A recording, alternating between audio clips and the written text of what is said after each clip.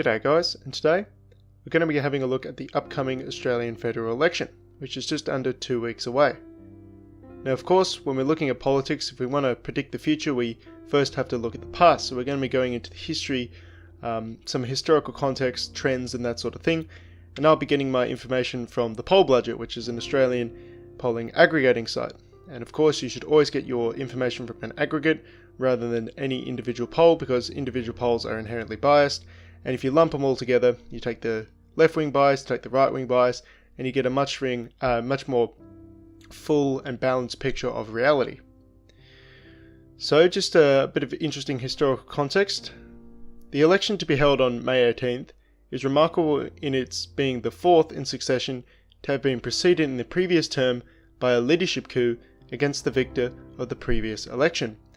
So of course Malcolm Turnbull winning the 2013 election very narrowly for the coalition and then being ousted, which factors into some of the trends we'll be seeing in some of the upcoming graphs.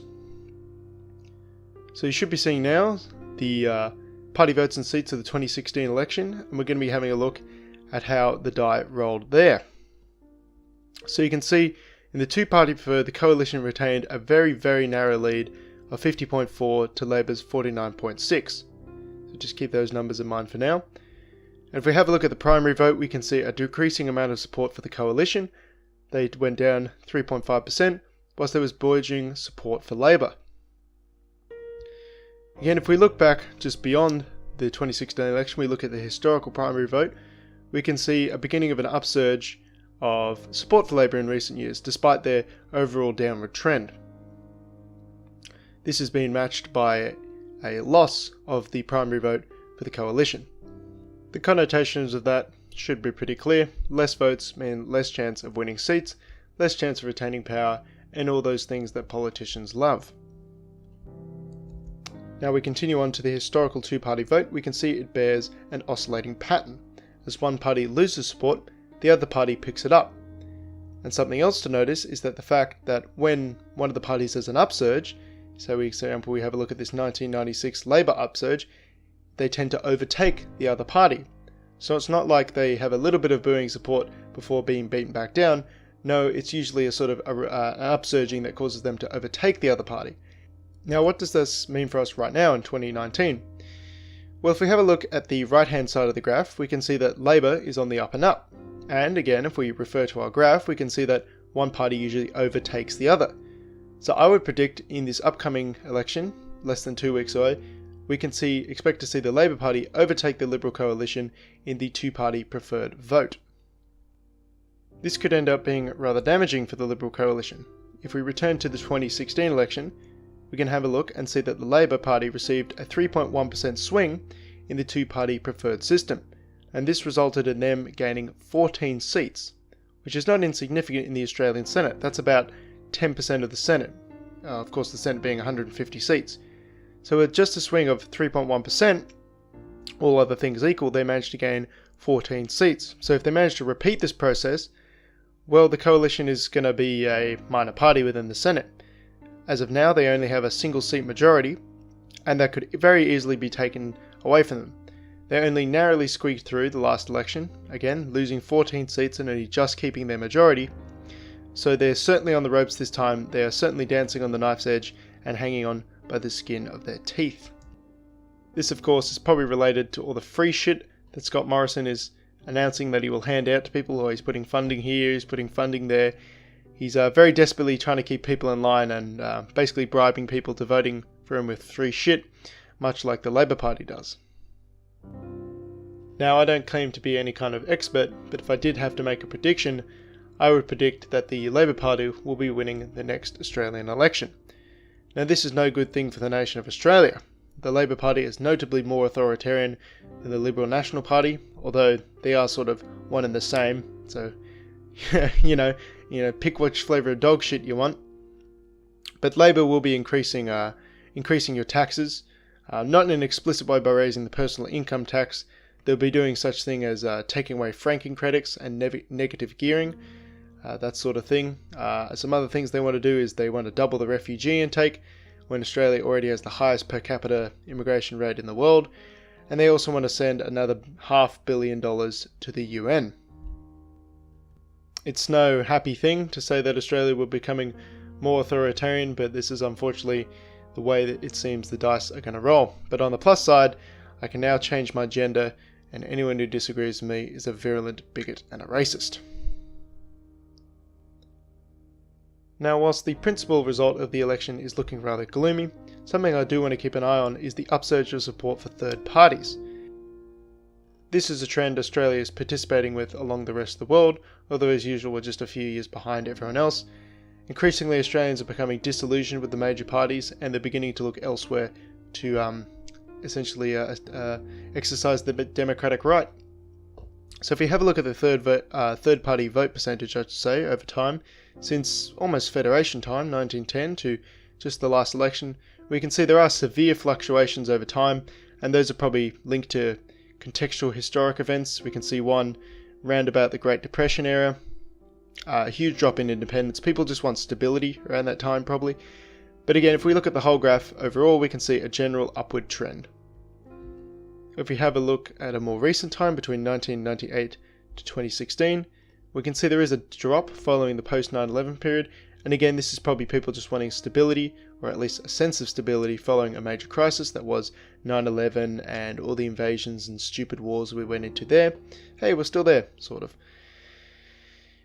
And again, that's a crisis is an opportunity for people to gain and keep their grip on power. So there would have been a lot of propaganda and basically we'll keep you safe at that period of time, and people like that sort of thing, and they'll vote for you if you peddle essentially fear to them, which is a shame, but that's how it works. But in more recent years, within the last 12 years or so, again we see an upward return to the upward trend of support for third parties. Now of course these two last graphs I've shown have included the Greens party, which I'm no fan of, but if we have a look at the next graph, we can see I've taken the more recent years and I've taken out the Greens, so we can get an idea of how much support the Greens have. Now they tend to float around the high single digits, possibly into the low double digits, just the tens really. But again, if we have a look at the parties that aren't Greens, again drop after 9/11, but a sharp rise in support from 2010 to 2013. And again, this keeps going up and up. Now to me, this is very much a good thing. The major parties are shit. I will never vote for them. They offer me nothing but bribery and lies, essentially. They talk a big game about taxes and, wanting to help Australia, but really, I don't think they're that interested. There are a lot of things they could do to help out the Australian worker. It's so funny to me that when they come out and talk about, the Australian worker getting ahead and giving Australia a fair go, and they say that with a straight face whilst taking up to 49%, or is it 47% of people's incomes. It's absolutely mad. If they really wanted to help Australians, how about they give us, half of our income back for some Australians, or most people would be in the sort of 37% income bracket. If you want to help people out, give them 1/3 of their income back. And maybe stop the wasteful spending, but they don't want to basically reduce their own power, because that would threaten their own jobs and the jobs of all their buddies. And there's a lot of money sloshing around, I'm sure. Something I haven't looked into, but it's politics. There's surely money sloshing around influencing the decisions these people make. With the obvious exception of the Greens party, most of the larger third-party movements are interested in giving people more liberty. You do have more single issue focused parties like Keep Australia Open, which just want to get rid of lockout laws. And I guess I do support that sort of thing, but they're a bigger fish to fry. I'm really more interested in items, say, the Liberal Democrats are peddling, such as freedom of speech, or Fraser Anning with his border control and that sort of thing. Fine, once we work out freedom of speech and border control, we can nitpick over whether we should let people into clubs at 3 AM so they can take pingers. It's not really the most important issue. But generally, these minor parties, or these third parties, tend to be more focused on liberty, giving people back their freedom, and essentially leaving them alone to do what they want, which is great news. More freedom is never to be frowned upon. So in addition to who actually wins the election, I'll be keeping a very close eye on the vote share the third parties get. Currently it's sitting at 13.1%, slowly rising upwards, and I'll be very interested to see just how much it spikes this year, and I do predict it will spike. People are getting more and more disillusioned with Shifty Bill and the constant backstabbing that's going on within the major parties. As I've mentioned previously before, these third parties don't actually have to win that many seats to have a lot of power, because if the government is, or the Senate I should say, is arranged as it is now, with the major parties being very closely matched in size, they have to come to the crossbench, to these third party voters, in order to get their stuff through. This will only be exacerbated if the election results in a hung parliament. So to conclude, looking at the Australian political system, I have much the same view as the rest of the world. Very short-term pessimism. The Labor Party, I believe, is going to get in, and they're going to do all kind of dumb shit and waste money and steal more of my income and that sort of thing. Attempt to fuck up my future even more. Good intentions, but the road to hell is paved with good intentions. But I do have a long-term optimism for Australia, and indeed the rest of the world. The groundswelling of support for nationalism, for populism, for small government, for individualism, for property rights is simply too strong to ignore at this point. The cat's totally out of bag. We're on the internet. They can censor us as much as they want, but when one person goes down, another just takes their place.